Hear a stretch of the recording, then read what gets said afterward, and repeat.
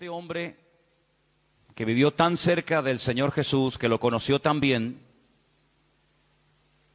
un hombre que estuvo hasta el último momento cuando el Señor era clavado en la cruz, la palabra del Señor nos enseña que este hombre conocía muy bien al Maestro, muy bien.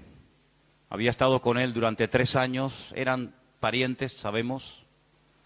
Un hombre que en ningún momento preguntó, ¿seré yo Señor? ¿Se acuerdan? La última cena cuando el Señor dice que uno de sus discípulos le iba a traicionar. Él en ningún momento dice, ¿seré yo? Pedro sí lo preguntó, y Santiago, y Tomás, y Felipe. Pero él nunca dijo, ¿seré yo? Porque él sabía que él no iba a ser. La pregunta de Juan fue diferente.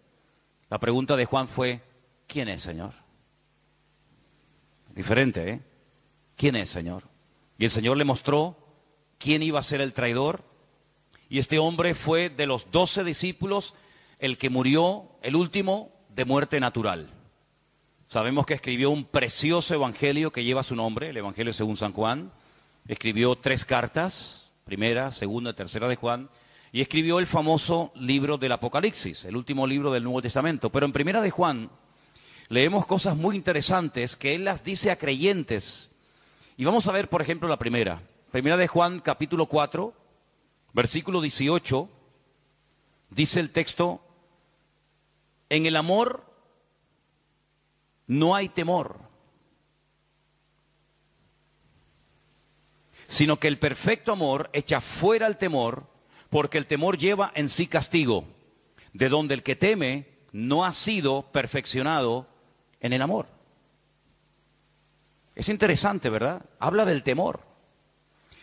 En primera de Juan, capítulo 2, verso 15, dice, no améis al mundo ni las cosas que están en el mundo.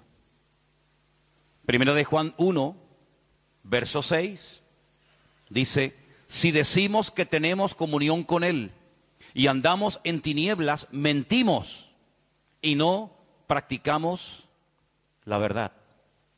Otra cosa muy interesante que Juan dice en esta carta, capítulo 2, versículo 4. El que dice yo le conozco y no guarda sus mandamientos, el tal es mentiroso y la verdad no está en él. Uno más. Primera de Juan 2, verso 9. El que dice que está en luz y aborrece a su hermano, está todavía en tinieblas. Todas estas palabras, todos estos versículos que hemos leído fueron dirigidos a creyentes. Sabemos que Juan le escribió fundamentalmente a creyentes. Creyentes que vivían con una presión social y religiosa y espiritual tremenda y que en aquel tiempo ya comenzaban a levantarse herejías y falsas doctrinas que querían tirar por tierra las enseñanzas del Maestro. Pero me llama la atención que él dice que en el perfecto amor no tiene que existir temor. Es decir, son dos cosas opuestas. Es como el sol y la luna, el día y la noche, la sal y el azúcar. Dice que en el perfecto amor no puede haber temor. Pero Juan da a entender como que hay creyentes que todavía siguen teniendo miedo. No debería de ser así, ¿verdad que no? Pero la cruda realidad es que hay creyentes que hoy en día viven y tienen miedo. Pero no me refiero miedo a cosas. Como decía el jueves aquí, ¿no? Johnny, que tenía miedo a algunas cosas o tuvo miedo a algunas cosas. Sino que lo peor en algunos casos es que hay creyentes que no solamente le tienen miedos a cosas, sino que le tienen miedo a personas. Hay gente que le tiene miedo al que le paga el sueldo, al patrón, al jefe. Hay gente que le tiene miedo al pastor. Ustedes no, ¿verdad? Hay niños que me tienen pánico. Claro, si les asustan a ustedes, madres, diciéndoles, pórtate bien que llamo al pastor, el niño cuando viene el pastor parece que viene el conde Drácula a comérselo, ¿verdad? Y los niños se transforman y se quedan quietos porque viene el pastor, viene el coco. Pero la Biblia nos enseña que un verdadero creyente no tiene que tener miedo de nada ni de nadie. ¿Cuántos dicen amén? Porque dice que el Espíritu de Dios que habita y que mora en nosotros no produce ese temor, Luego, si el Espíritu Santo que mora, que vive en nosotros, no produce temor, sino todo lo contrario, ¿cómo es posible que a veces haya gente que se llaman cristianos, que vienen a la iglesia hace años, que conocen la palabra del Señor, que han nacido de nuevo y todavía tienen temor, todavía tienen miedo de cosas y de personas? Llámese pastor, llámese jefe, llámese madre, llámese padre, llámese vecino o llámese como se llame. Después vamos a ver por qué hay algunas cosas que no son normales en la vida de algunos creyentes, pero la realidad es que se siguen dando. No solamente casos de temor, sino que hemos leído en el capítulo 2, verso 15, que en aquellos tiempos y hoy en día había y hay creyentes que todavía tienen apego a las cosas del mundo. Juan es muy categórico en esto, él no claudica, él no dice, bueno, eso es una cosa leve, es una cosa de poca importancia, sino dice, no améis al mundo, ni las cosas del mundo. Pero la realidad es que hay creyentes que todavía siguen amando ciertas y determinadas cosas del mundo. Y ahí usted póngale lo que quiera. Ponga usted el nombre que quiera y no voy a decir yo nada para que nadie se sienta aludido ni vaya a pensar que yo me estoy dirigiendo a esta persona o a aquella persona. La realidad es que todavía hay creyentes que siguen amando ciertas y determinadas cosas del mundo. Cuando él dice y las describe que si alguno ama al mundo, el amor del Padre aún no se ha perfeccionado en ese creyente. Y dice, todo lo que hay en el mundo, no dice lo que hay en el mundo, y podría uno decir, bueno, sí, pero esto no. No, dice todo. Todo lo que hay en el mundo, versículo 16. Y él lo resume en 3 palabras. Los deseos de la carne, los deseos de los ojos y la vanagloria de la vida no provienen del Padre, sino del mundo. Y el mundo pasa y sus deseos. Pero el que hace la voluntad de Dios permanece para siempre. No debería de haber temor en la vida de algunos creyentes, pero los hay. No debería haber apego, ni atracción, ni amor por el mundo y sus cosas, pero a veces lo hay. No deberían, como hemos leído en capítulo 1, verso 6, haber creyentes que todavía andan en tinieblas, porque dice la Biblia que somos hijos de luz. ¿Cuántos dicen amén? Pero la realidad es que a veces hay creyentes que hay un poco de tinieblas y un poco de luz en su vida. Y no pueden compartir una cosa con otra, porque decíamos el otro día, ¿qué comunión puede haber un creyente con un inconverso? Ninguna. ¿Qué comunión puede haber entre Cristo y Satanás? Ninguna. ¿Y qué comunión puede haber entre la luz y las tinieblas? Ninguna. Pero la realidad es que a veces hay creyentes que todavía hay áreas de su vida, llámese pensamientos, llámese emociones, llámese recuerdos, lo que usted quiera poner ahí, que todavía tienen áreas de su vida en tinieblas. Esa es la cruda realidad. ¿Debe ser así? No. Pero que los hay, los hay. Áreas de la vida de creyentes que todavía están en tinieblas. Capítulo 2, verso 4, leímos que hay creyentes, no solamente de la época de Juan, sino en la actualidad, que no guardan, que no cumplen, que no practican la verdad que han oído. ¿Y cómo puede hacer eso? Bueno, hermanos, porque cuando usted se convierte al Señor, el Señor no anula su voluntad. ¿Cuántos dicen amén? Usted no se convierte en un autómata, en un robot. Ahora ya no puedo decidir si voy por la derecha o voy por la izquierda, si obedezco o me rebelo. No, su voluntad sigue estando ahí. Y hay momentos en los que la voluntad, el ego, predomina sobre los impulsos del Espíritu, los deseos del Señor. Y a veces usted hace más su voluntad, hacemos a veces más nuestra voluntad que en el fondo la voluntad de Dios. ¿Debe ser así? No. Hay ejemplos en la Biblia de que la voluntad de Dios es que rindamos 100% nuestra voluntad al Señor. Por supuesto que los hay. Pablo decía, ya no vivo yo. Por ejemplo, un versículo, ¿no? Mas vive Cristo en mí. El mismo Señor Jesucristo en el huerto de Getsemaní dijo que no se haga mi voluntad sino la tuya. Ejemplos todos los que usted quiera. Pero la realidad, ¿cuál es? Que muchas veces hacemos nuestra voluntad y no hacemos la voluntad de Dios. Y a veces no hacemos la voluntad de Dios porque a veces hay creyentes que ni se preocupan en saber cuál es la voluntad de Dios. Imagínense, terrible. Hemos leído en el capítulo 2, verso 9, que en aquellos tiempos y hoy en día, por supuesto, hay creyentes que aborrecen a ciertas y determinadas personas, incluso a otros hermanos. Porque que usted tenga un rechazo por gente del mundo, hasta ahí lo puedo entender. Pero que usted aborrezca a otro hermano suyo en la fe, la Biblia dice que el que hace eso no ha conocido a Dios. Porque Dios es amor. Entonces la realidad es que hay creyentes que andan todavía en tinieblas, que no practican totalmente la verdad, que no guardan los mandamientos del Señor, que andan en tinieblas, que tienen temores, que aborrecen a su hermano. ¿Y todo esto por qué? ¿Por qué se dan todavía, después de años, estas características negativas en la vida de algunos creyentes? ¿Por qué? ¿No causa esto dolor? ¿No causa esto mal testimonio y tropiezo a otras personas? Pues claro que sí, hermano, ya lo sabemos. ¿No piensan ustedes que cuando una persona dice que es creyente, los primeros que te observan son los más allegados a ti, llámese padre, madre, hermanos, vecinos, compañeros de trabajo, y basta que hagas una cosa mala, has hecho 100 buenas, pero no te dicen nada, no las reconocen. Pero basta que digas una palabra, que hagas algún gesto o que hagas cualquier cosa para enseguida, ¡fum!, se te tiran encima. Eso es lo que te enseñan en la iglesia. Y tú eres la cristiana. Ay, hermano, están con la escopeta cargada. 100 cosas buenas, nadie dice nada. Basta que contestes mal o que digas cualquier lamento. Hasta tu propia madre, tu propio padre, un hermano en Cristo, que tenía que decir, bueno, hoy por ti, mañana por mí. No te preocupes que tendremos a más de uno recordándonos que en ese momento no actuamos correctamente, no dijimos lo que teníamos que haber dicho, miramos lo que no teníamos que haber mirado, etcétera, etcétera, etcétera. A veces hay creyentes que le hacen muchos favores al diablo, Yo me acuerdo que una vez una hermana dijo, hermano, no hace falta que me condene y me recuerde mis errores porque ya hay uno que me los recuerda continuamente. No hace falta que usted le ría la gracia al enemigo. Ya tenemos todos al acusador.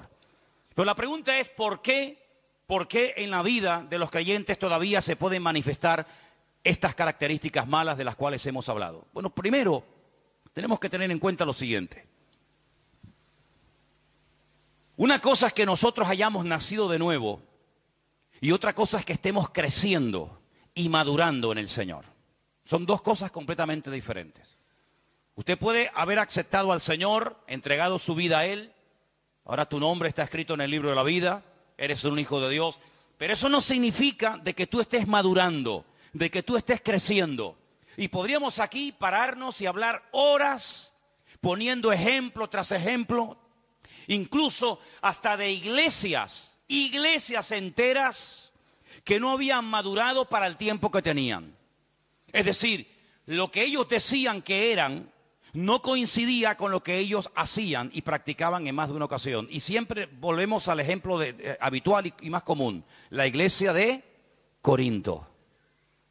El apóstol Pablo en el capítulo 1 dice, hermanos, nada os falta en ningún don. Hablaban en lenguas, profetizaban, tenían aparentemente palabra de sabiduría, palabra de ciencia. El poder de Dios se movía. Pablo no cuestiona la credibilidad, la autenticidad de los dones. No dice, eso no es de Dios, eso no es de Dios. No, él no cuestiona, él pone orden en los dones que se estaban utilizando mal. Pero él no duda de la autenticidad de los dones. ¿Me explico?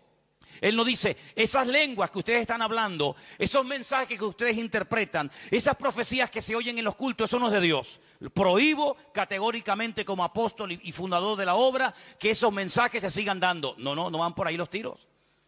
Sino que él dice, hágase todo decentemente y con orden. Él no pone en duda los dones. El problema es que las personas que estaban siendo utilizadas en algunos de estos dones no estaban dando testimonio.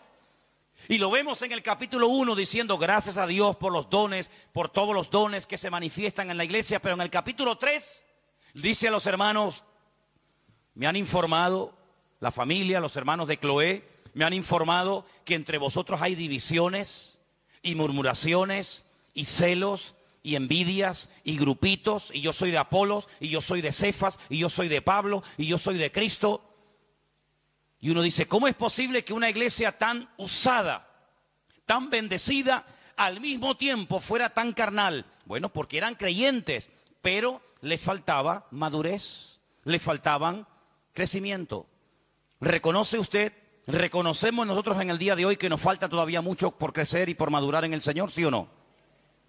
Seríamos unos orgullosos si dijéramos, no, yo no necesito ya nada, yo ya estoy perfecta. Entonces, ¿qué hace aquí? Vayas al cielo. antes que la echemos a perder. No se quede aquí, si está tan bien y está tan perfecta, no se quede porque la vamos a echar a perder, hermana y hermano. Si todavía estamos aquí es porque estamos en un proceso de perfeccionamiento y de cambio. Cuando se le escribe la carta a los hebreos, ¿qué le dice el autor? Hermanos, después de tanto tiempo, todavía tenéis necesidad de leche y no de vianda, no de alimento sólido, porque sois carnales, sois niños. Ya teníais que estar dando y no tanto recibiendo.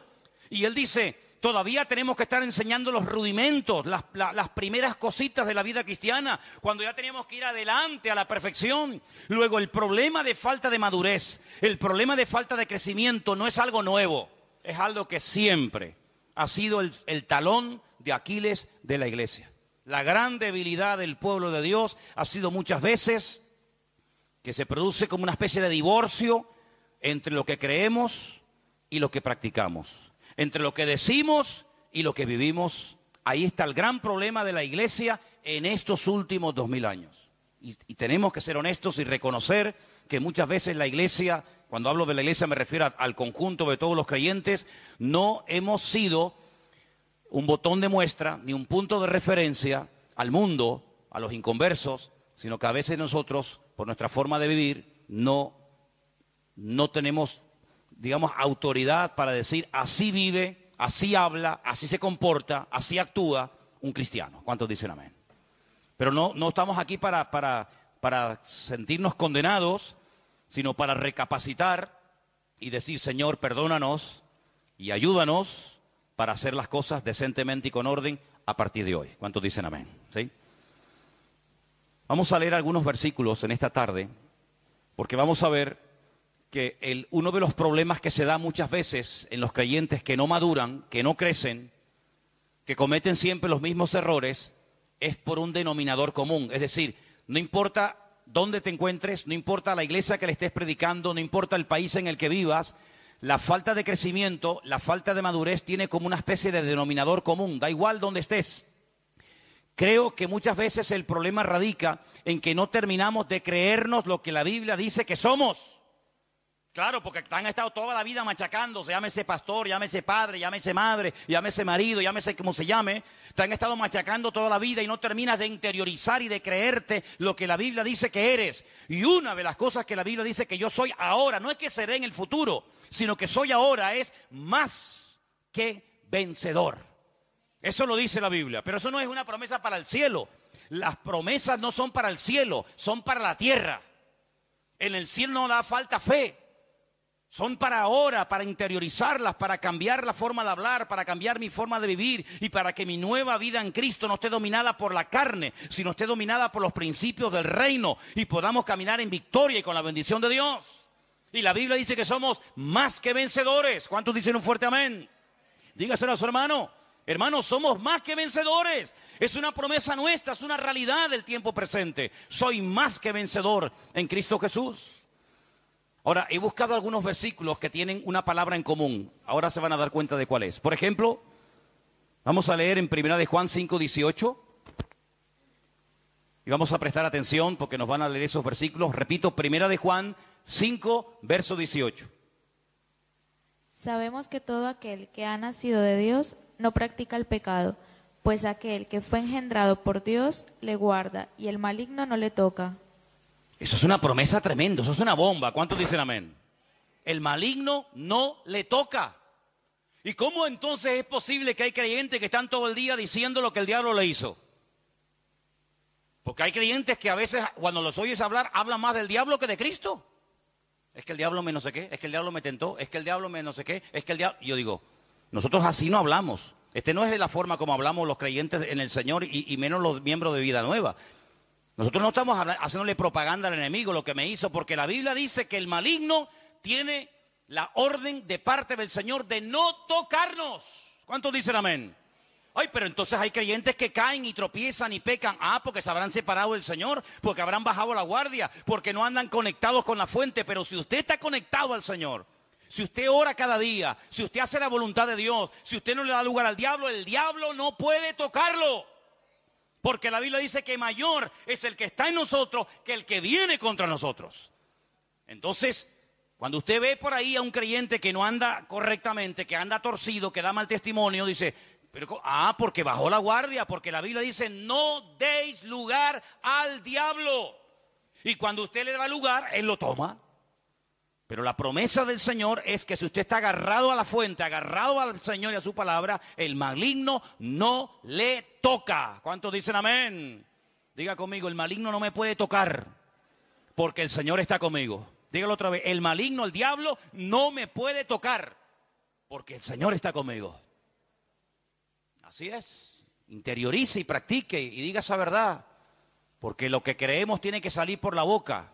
Así de claro, dice que con el corazón se cree para justicia, ¿sí? Pero con la boca se confiesa que salvación. Hay que confesar lo que tenemos aquí adentro, que salga por la boca, que el diablo lo oiga. El diablo no lee los pensamientos, el diablo no sabe lo que usted está pensando en su mente, en su corazón, pero suéltelo por la boca para que él lo oiga y tiemble y salga corriendo en el nombre de Jesús. Primera de Pedro 1:5, mire qué versículo tan tremendo. ¿Qué dice? Que sois guardados por el poder de Dios mediante la fe, para alcanzar la salvación que está preparada para ser manifestada en el tiempo postrero. La palabra que usted va a escuchar en estos versículos que van a estar leyendo ahora es la palabra guardados. Protegidos. El maligno no nos puede tocar porque estamos guardados, protegidos por el Señor. Ahora dice que la fe que Dios nos ha dado nos guarda. Es como una muralla que nos protege de los ataques del enemigo. Porque dice la Biblia que la fe es el escudo. ¿Sí o no? Efesios capítulo 6. Sobre todo, tomad el escudo de la fe. ¿Para qué? El mismo versículo lo dice. Para que podáis apagar todos los dardos de fuego del maligno. Cuando usted baja el escudo, ahí le golpea al diablo. Pues no lo baje, no lo levante, no lo tumbe, levántelo y proclame la fe que tiene, proclame las promesas del Señor. Y dice que la fe que Dios le ha dado nos ayuda a combatir, nos ayuda a contrarrestar los ataques del maligno y nos guarda del maligno y nos protege. Judas, la carta de Judas que está antes del libro de Apocalipsis, una carta muy chiquita. Solamente tiene versículos, no tiene ni un capítulo. Vamos a leer dos versículos, el 1 y el 24 de Judas. 1, Judas 24 también. Judas, siervo de Jesucristo y hermano de Jacobo, a los llamados, santificados en Dios Padre y guardados en Jesucristo. ¿Guardados en quién estamos guardados? Jesucristo. ¿En quién estamos guardados, escondidos? ¿En quién? En Jesucristo. Amigo. Cuando usted quiere guardar algo, pero algo de valor, ¿dónde lo pone? No lo diga porque si lo dice ya no tiene gracia. Pero las cosas de valor se guardan en lugares seguros. Y cuando la gente tiene algo que ya vale mucho, a veces hay gente que va a un banco y alquilan una cajita de esas de seguridad y guardan las joyas o guardan lo que sea en un lugar seguro. Bueno, ¿dónde nos ha guardado Dios a nosotros? En Cristo. Dice que nos ha metido en Cristo, nos ha guardado en el Señor, nos ha guardado en nuestro Dios, para que el maligno no se pueda meter con nosotros. ¿Qué te parece, amigo? Guardados en Cristo. ¿Usted cree que el diablo nos va a sacar de Cristo? ¿Usted cree que el maligno puede venir y sacarnos de Cristo cuando Cristo dice que está escondido con Cristo en Dios? Imposible. Estamos guardados sobrenaturalmente por la mano del Señor. Y el último texto, Apocalipsis 3:10. Escuche este versículo, es muy bueno y muy actual. Por cuanto has guardado la palabra de mi paciencia, yo también te guardaré de la hora de prueba que ha de venir sobre el mundo entero para probar a los que moran sobre la tierra. Si usted guarda, si usted cumple, si usted practica la palabra de Dios, el Señor se compromete a guardarlo y a protegerlo a usted en paz y en seguridad. Eso dice la Biblia. Es algo recíproco. Usted cumple la palabra, el Señor cumple la suya. Usted guarda los mandamientos del Señor, el Señor le guarda a usted. Luego, en estos versículos que hemos leído, la palabra en común es guardar, guardar, guardar, proteger, con toda seguridad, con la garantía de que el Señor nos va a proteger y nos va a guardar. Por eso, cuando hemos leído los primeros versículos de creyentes que tienen temor, creyentes que no practican la verdad, creyentes que no guardan la palabra, que viven en tiniebla, creyentes que aborrecen a su hermano, es porque no están bien delante de Dios. Porque cuando una persona está bien delante de Dios, se nota. ¿Cuántos dicen amén? El otro día cuando fuimos a ver al hospital a nuestra hermana Carolina, Una de las cosas que a mí particularmente me llamó la atención de todo lo que nos dijo es, cuando oran por mí, al momento lo noto. Así nos dijo, ¿verdad? Y así nos enseñaba los pelos de punta. Cuando oran por mí, al momento lo noto. Bueno, yo puedo decir que cuando yo he salido de viaje, cuando ustedes han orado por mí, yo también lo noto. Pero no se pongan tontitos ni orgullosos, porque también les digo que cuando no oran, también lo noto. Les digo las dos cosas. Cuando ustedes oran por mí, yo lo noto. Pero cuando no oran, también lo noto. Así que si me quieren ver bien, oren por mí, porque ustedes van a ser los primeros en darse cuenta si están orando o no están orando. De hecho, hay personas hoy en día en las congregaciones que no son muy espirituales, no son gente muy comprometida, no llevan una vida totalmente como tienen que llevarla, pero hay tanta gente orando por ese muchacho, hay tanta gente orando por ese chico, hay tanta gente orando por esa familia que se mantiene, pero gracias a las oraciones, gracias a que lo están apuntalando con las oraciones, pero hermano, no dependa de las oraciones de los demás, de las del pastor, de papá, de mamá, sino dependa usted de su propia relación con Dios. Porque puede ser que un día la persona que ora por ti se olvidó, estaba ocupado o se murió. Pero eso no significa de que tú te vas a caer. ¿Por qué? Porque usted ha aprendido a agarrarse de la mano del Señor. Porque dice una de las promesas más hermosas de la Biblia: yo te sostendré por tu mano derecha de modo que no caigas. Sino que no tienes que tener temor de nada ni de nadie en esta vida. ¿Cuántos dicen amén? Ahora, buscaba un ejemplo en la Biblia de guardar, algo que se guardó con seguridad, algo que se ocultó. Y entonces le dije, Señor, dame un pasaje de la Biblia, porque voy a hablar de cómo tú nos guardas, de cómo tú nos proteges, de cómo el maligno no nos puede tocar, de cómo tenemos una protección sobrenatural. Dame un pasaje, digamos que a través, como yo he dicho muchas veces, ustedes lo saben, a través de lo natural podamos ver la realidad del mundo espiritual. ¿Y saben el pasaje que el Señor me puso en la mente y lo vamos a leer ahora? Le voy a decir dónde está, lo vamos a leer, pero si usted quiere leerlo, está en el libro de Deuteronomio, de Barín, así se llama ese libro del Antiguo Testamento, capítulo 34, versículos 5 y 6. Y tiene que ver con un hombre que todos nosotros lo conocemos, y es nada más y nada menos que Moisés. Escuche ese texto, porque es increíble. Cuando yo lo leía, decía, Señor, ese es el ejemplo perfecto que yo lo voy a utilizar esta tarde para que los hermanos vean que cuando tú guardas, cuando tú ocultas una cosa, nada ni nadie la puede encontrar. Deuteronomio 34, 5 y 6. Lo leemos.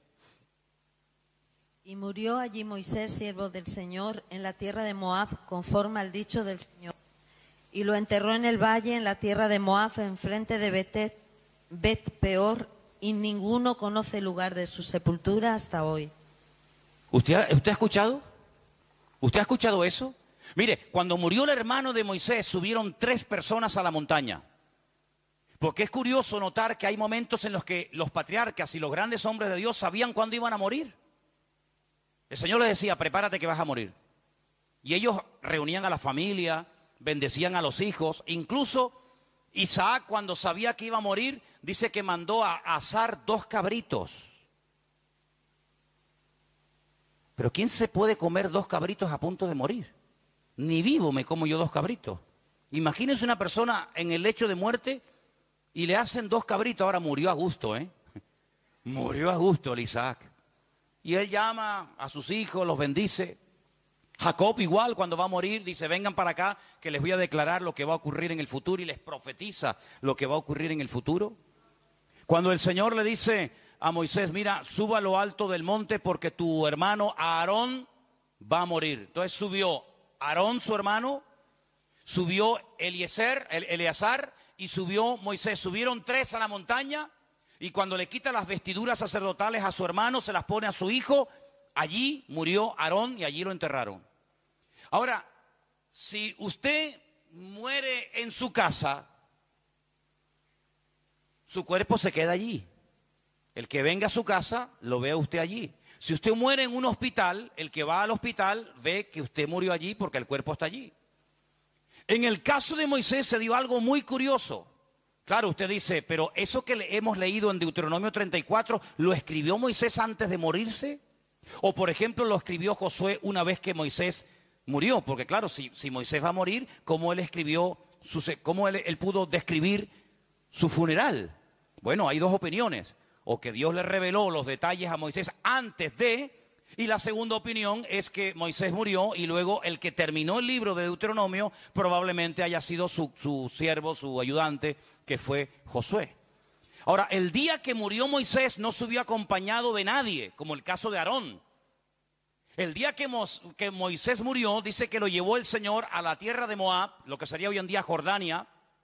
Le mostró toda la tierra, le dijo, mírala porque no vas a entrar.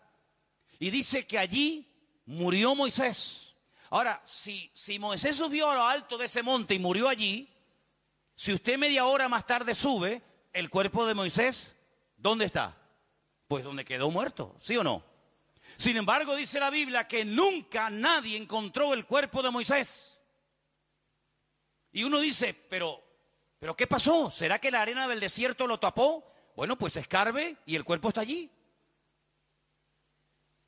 ¿Por qué nadie encontró ni en aquellos tiempos, ni siglos más tarde, ningún hueso, ningún rastro del cuerpo de Moisés?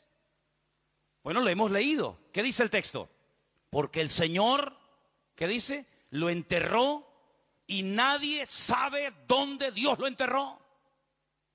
Es decir, Dios lo ocultó de tal manera que aunque subiera todo el pueblo de Israel escarbando por todo el monte, nunca lo iban a encontrar, porque Dios lo que oculta y lo que entierra, nadie lo encuentra. ¿Cuántos dicen amén?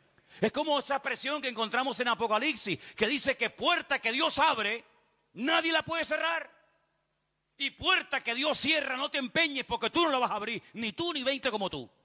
Luego, si Dios enterró a Moisés, ni el diablo, ni todo el pueblo supo nunca dónde Dios lo enterró.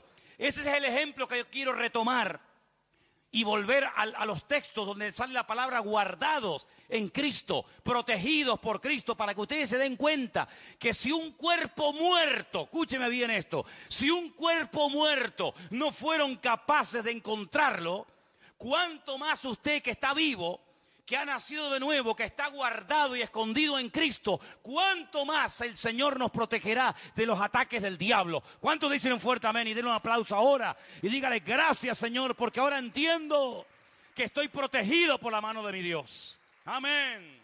Estoy protegido por la mano del Señor. Ahora, eso no significa de que el diablo no va a intentar tentarte. Cuidado. Eso no significa de que el diablo no va a intentar meterse contigo, desanimarte, robarte el gozo, robarte la paz, robarte la victoria. Y lo va a intentar. Este es su trabajo. Pero tú también vas a intentar. Y tú también vas a hacer tu trabajo. ¿Cuál es? Interiorizar las verdades, pero no solamente oírlas y decir, amén.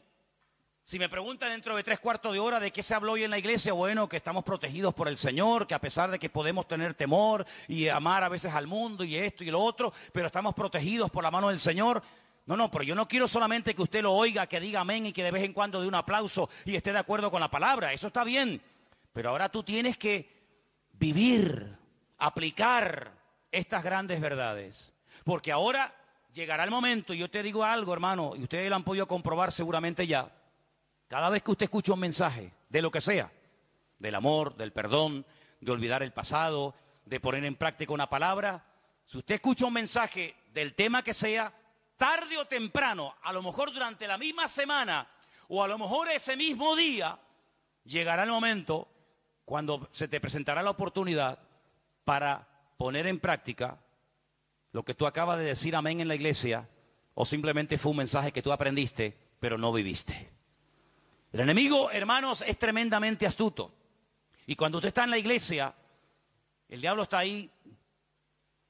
Pero durante la semana, que la semana es muy larga, y hay muchas historias, y la vida da muchas vueltas. Si no, el pastor ayer habló de que estamos guardados en Cristo, de que si estamos conectados al Señor y practicamos la verdad, y la interiorizamos y la confesamos, el maligno no me puede tentar. Ahora viene el maligno y te trae al hombre más hermoso y encantador de la tierra. Alto. No sé si eso te lo gustan a ti los rubios, los morenos, ya ponle tú. Con dinero, con un buen coche, cariñoso, Si tienes un hijo o una hija, va a ser el más cariñoso con ese niño, aunque después no le importa un pepino, pero ¡ay, qué niño más hermoso! Después le va a molestar hasta cuando el niño dice, pero ahora es hermoso. Ahora llega el momento de la verdad. Ahora llega el momento de decir, a ver si es verdad que el Señor me protege y me cuida. Claro que es verdad, pero de la verdad oída a la verdad practicada hay un eslabón. Es como cuando dicen, no, el hombre viene del mono. No dicen eso, dice que hay un eslabón perdido. Bueno, a veces entre la verdad expuesta, entre la palabra que se ha oído y esa palabra que la vamos a practicar, hay como una especie de eslabón perdido. ¿Y cuál es ese eslabón perdido? La falta de práctica, de manifestar en la práctica la verdad que acabo de escuchar. Es decir, lo que le va a dar crecimiento a su vida no es lo que usted escucha. No. Pero algunos estarán pensando, pero la Biblia dice que la fe viene por oír.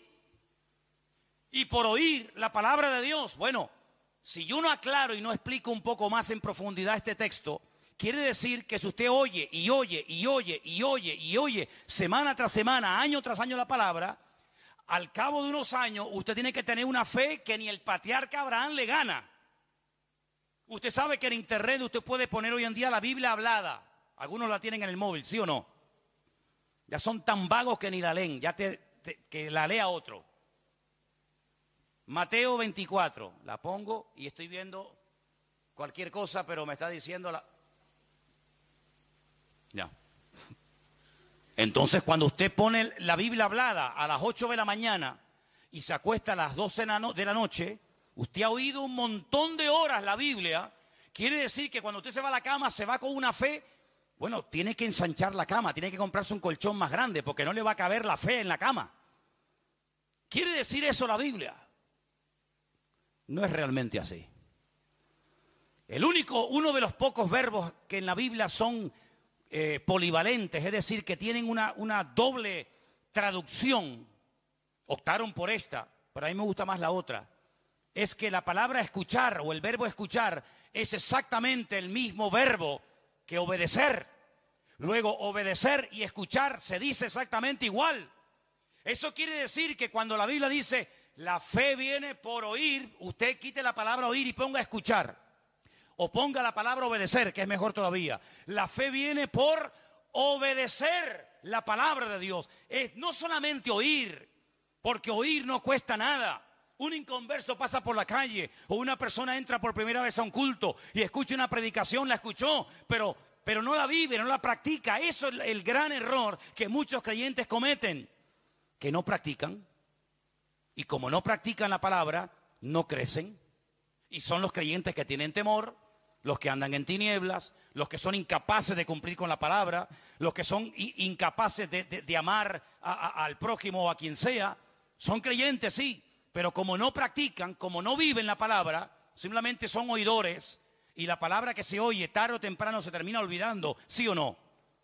Pero es la palabra que se practica, aunque sea en una pequeña porción. La palabra que usted oye y la practica, esa es la palabra que produce fruto y crecimiento en su vida. Por eso dice la Biblia, si oyereis hoy su voz, no endurezcáis vuestros corazones. Es decir, si hoy el Señor me está hablando en una línea, quiere decir que el Señor me está preparando para lo que va a venir durante esta semana. Si el Señor la semana pasada me habló en otra línea, en otro tema, quiere decir que puede ser que durante la semana ya el Señor me está preparando para las tentaciones, para las circunstancias que me pueden afectar a lo largo de la semana.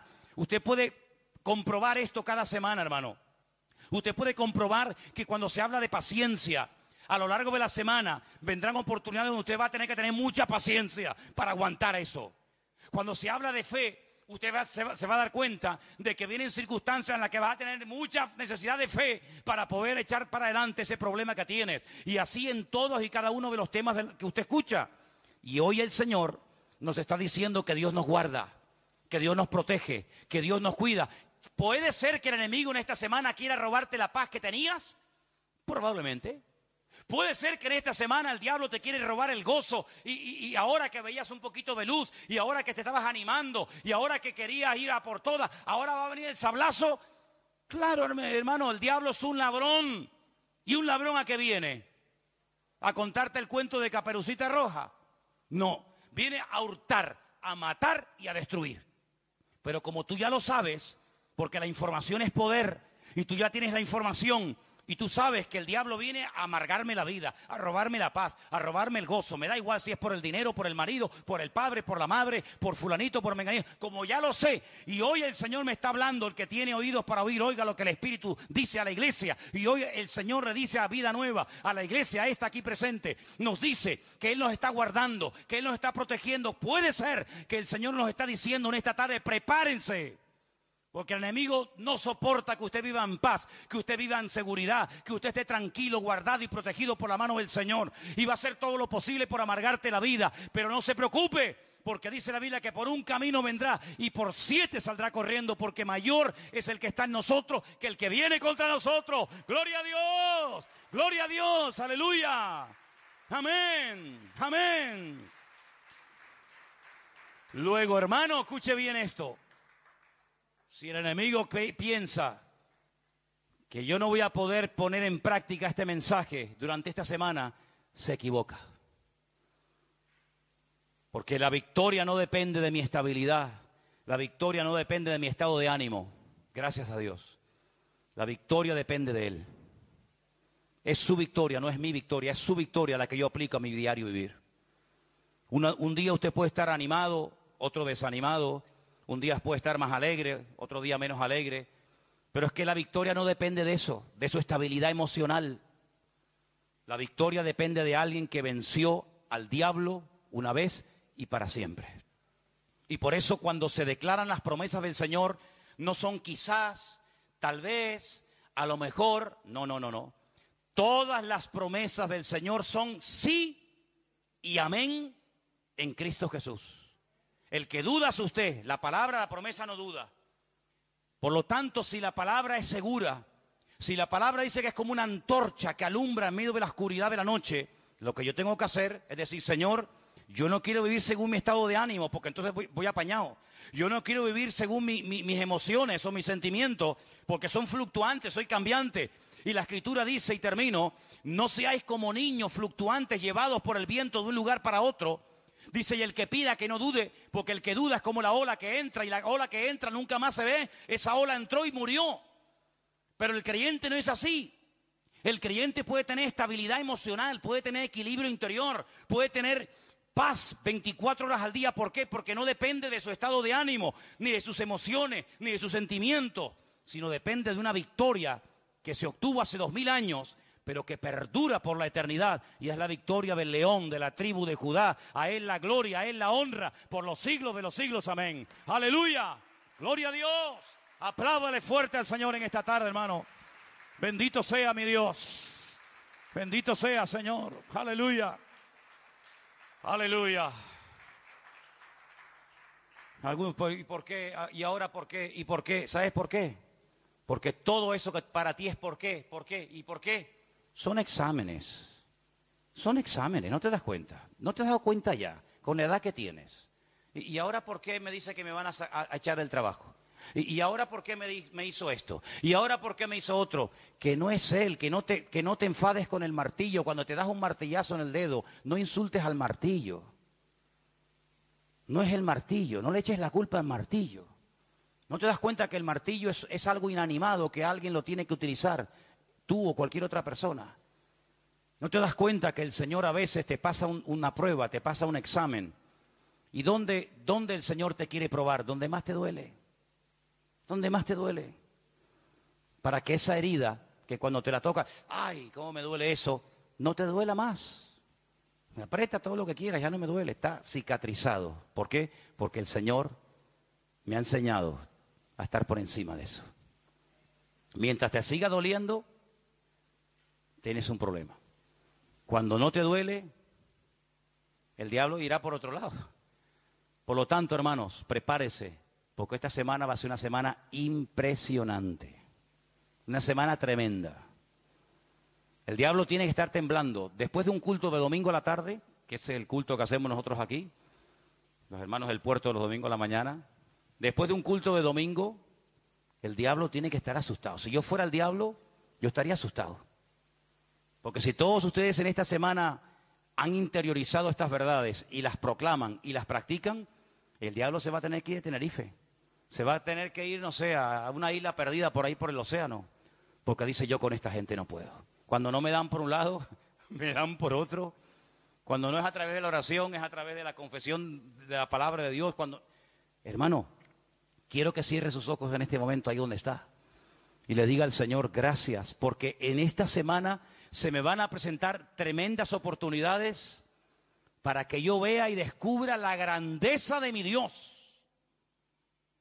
Porque así como el enemigo tiene su agenda, y así como el enemigo intentará robarme la bendición, yo le digo, ya el Señor tiene preparada la bendición para mañana, para el martes, para el miércoles, para el jueves y para cada día de la semana. Ya la bendición está preparada. Las órdenes están dadas en la presencia del Señor para que tú vivas esta semana en victoria y en bendición.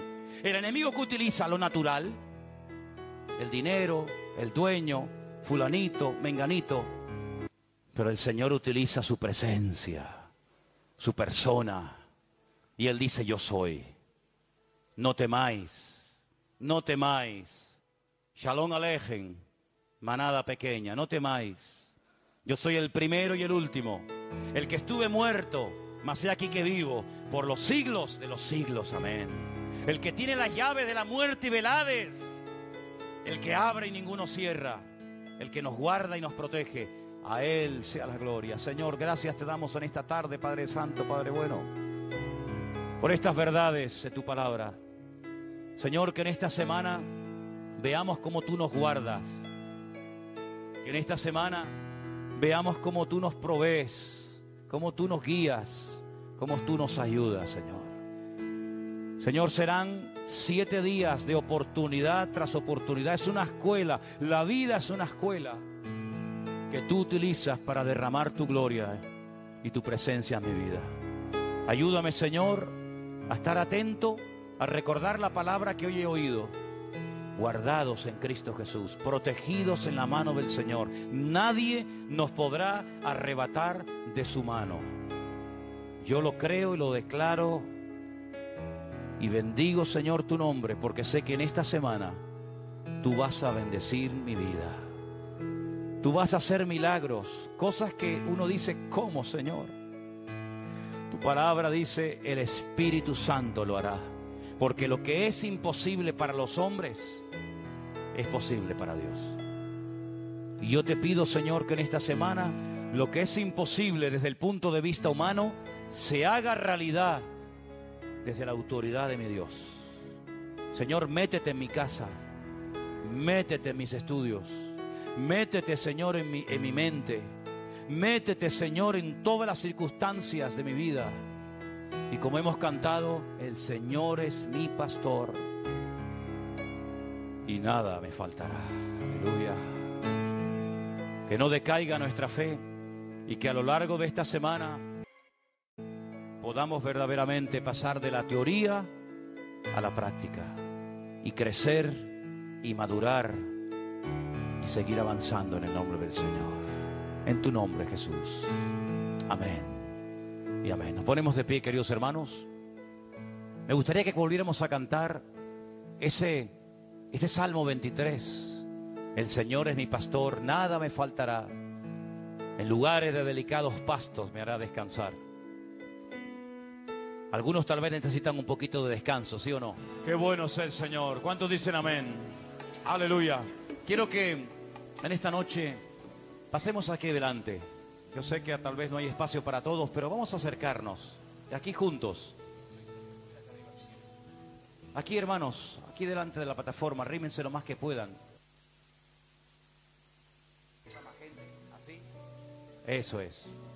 Aquí delante vamos a orar y pedir al Señor que en esta semana el Señor nos guarde, que el Señor nos proteja, que el Señor nos ayude no solamente a dar testimonio, sino que también podamos en todo momento estar tranquilos, sabiendo que mi mano o la mano del Señor está sobre mi vida, que mayor es el que está con nosotros que el que viene contra nosotros. puedes perder un día un partido. Los mejores equipos que ganan ligas y campeonatos a veces pierden partidos, ¿sí o no? Uy, perdió el equipo con un equipejo. ¿Cómo es posible que este equipo tan bueno, con jugadores tan buenos, perdiera hoy el partido? Es que a veces hay que perder en la vida para aprender algo, ¿sabes? Y puede ser que a lo mejor hayas perdido algo, pero eso no significa de que estés solo. Puede ser que un día lloraste, pero ¿sabes? Si lloraste, es para que valores más el gozo del Señor.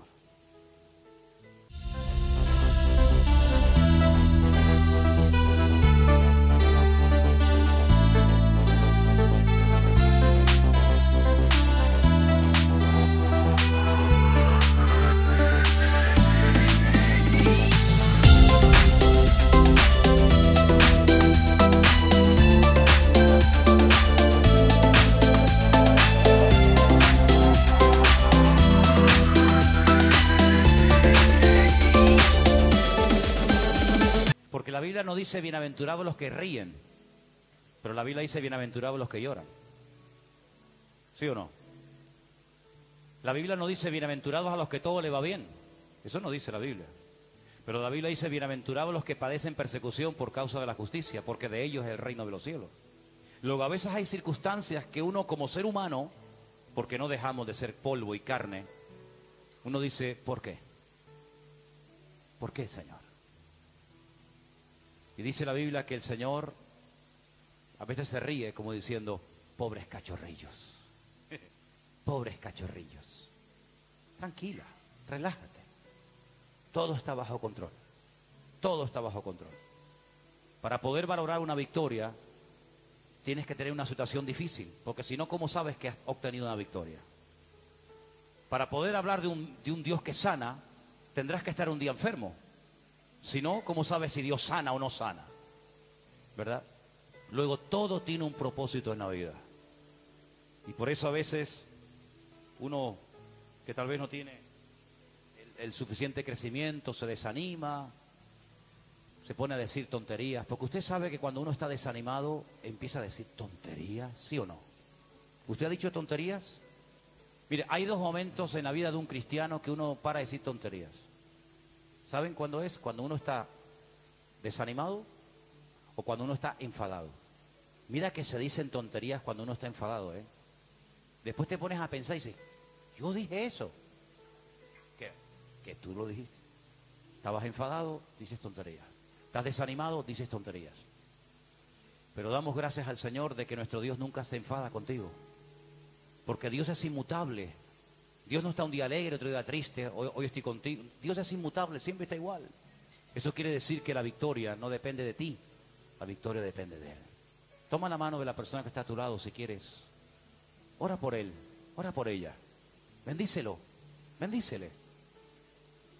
A veces estamos muy pendientes de que Dios me hable, Dios me bendiga. Está bien, no hay nada malo en eso, hermanos.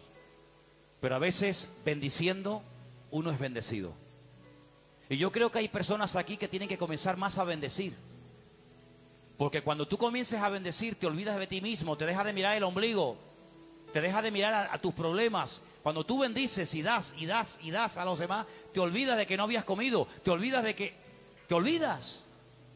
Y a veces estamos demasiado pendientes en mis cosas, mi vida, mi casa, mi marido, mis hijos, mis estudios, mi coche, mi casa, Hermanos, no se mire tanto usted mismo. No estás en esta vida para mirarte a ti, estamos en esta vida para hacer la voluntad de Dios. Así que bendiga al que está a su lado. Señor, diga, Señor, bendiga a mi hermana, su familia, su casa, sus hijos, su trabajo, sus estudios, si los tuviera. Bendigo, Señor. Bendigo en el nombre de Jesús. Y lo que tú me has dado lo comparto, Señor. Porque dando se recibe. Y porque para recibir hay que dar. Padre, en el nombre de Jesús nos bendecimos los unos a los otros en esta noche. Y declaramos que el Señor es nuestro pastor y que nada nos faltará. Oramos por los hermanos aquí presentes y por los que verán este culto desde muchas naciones del mundo. Oramos por nuestro hermano Adolfo y su esposa, los hermanos que nos están viendo en Israel. Oramos por nuestro hermano Adán en Estados Unidos.